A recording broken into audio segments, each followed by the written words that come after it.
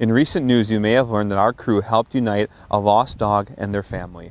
A dog was lost in McMillan Marsh for 3 days. Using drone technology, we helped locate that dog and bring its family back together. Stay tuned as we give you a little bit of inside look at that rescue mission.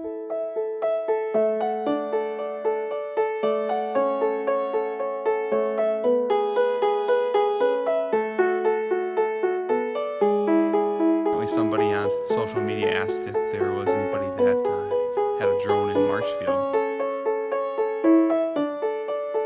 Hey everyone, it's been a week since we found Jazz in the McMillan Marsh. The pup had been lost for over 3 days, and a lot of people have asked me, how did you find him? How were you able to locate him? Stepping back from the situation, I wanted to give you a little bit of information about how we conducted that mission and give you a little insight on what we used to complete the operation.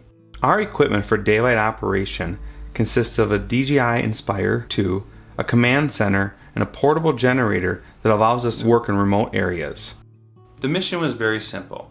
Find a dog. Steve and Mollie's dog, Jazz for that matter. When we arrived at McMillan Marsh, I was blown up by the idea of how big this marsh really is. 6,500 acres. How am I going to locate a 50-pound dog? That was the main question that went through my head. After speaking to Steve and Mollie on Monday and heading out to the marsh, we immediately put the drone in the air. I spent the first 2 hours searching the marsh, initially where he was lost, in areas that we thought he might be. We took several hundred pictures. That evening I went through the different photos that we took, scanning, seeing if I could locate him or see him in photography that we took.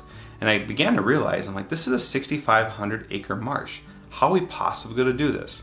So I pulled out of the map of the marsh and looked at areas, tried to create boundaries of where he would or wouldn't be. I kind of assumed to myself, okay, is he going to cross a river? Probably not. And after doing so, I was able to map out the marsh into about 15 or 20 different quadrants.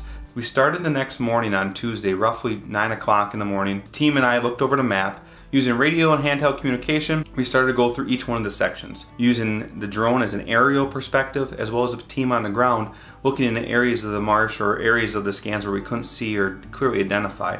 And at some points, we even identified areas that he could be. We spent a few hours searching that day, and we were covering about an acre a minute. By noon, we had covered over 300 acres. So we decided shortly after lunch that we were going to move our area of operation and start additional scans. We moved into a more open area that was basically about a half mile or 3/4 from our initial command center. From there, on our first mission, we were actually able to get the drone up in the air, fly over a wooded area, and in the process, we could hear a dog start barking. And we soon located Jazz. It was an amazing experience. How you doing, buddy? Hi, puppy. You made it some distance.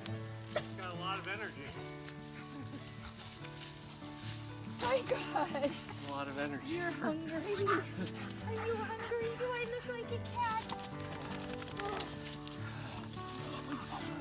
Today we are searching for dog Jazz, but tomorrow we could be searching for your mother, your grandma, even your child. And I have to ask myself, did we do the best job? Were we able to complete the mission the best that we could in the time that we could have? And the answer is no, I don't believe so. We were in a daylight operation using basic camera lens and video feed to search a huge area of land.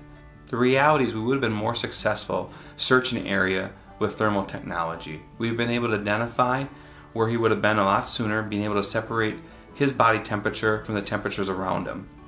I hope you'll take the opportunity to join us in our efforts to get thermal technology into the local area. We are committed to this, and we hope that in the future we'll be able to provide thermal imaging to help look for other individuals that may be lost. He saved Jack, so there's no two ways about it. He is the reason we have Jack.